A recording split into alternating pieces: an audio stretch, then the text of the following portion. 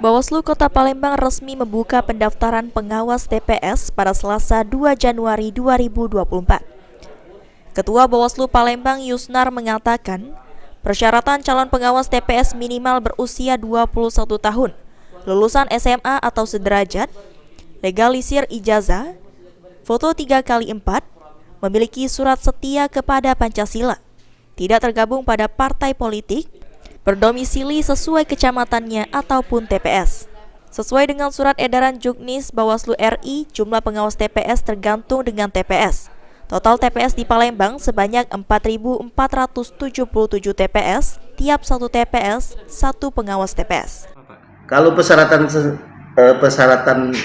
dari PTPS ini, itu biasa yang seleksi saya itu satu umur 21 tahun.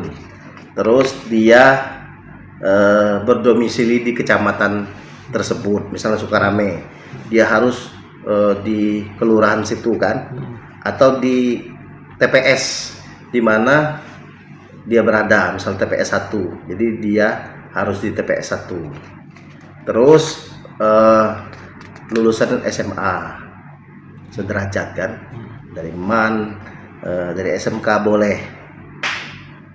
Dan persyaratan lain itu biasa, legalisir ijazah, foto 3x4, atau surat-surat yang berkenaan dengan setia kepada Pancasila.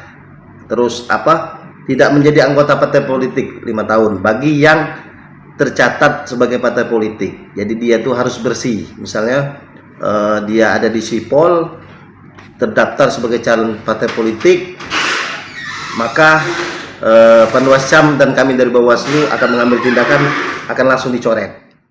Terdapat beberapa tahapan tes seleksi pengawas TPS, diantaranya wawancara.